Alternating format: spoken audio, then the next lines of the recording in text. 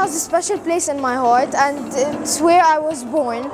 I would love for Beirut to get fixed. With this project, we tried working as a team, and we gave each other suggestions to help this robot go forward and reach to multiple stations.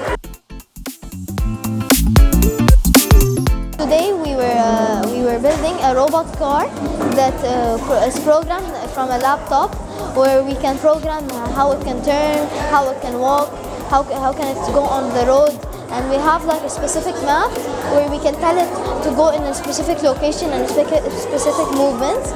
And also thank you Airbus Foundation for supporting this program to reach our goal.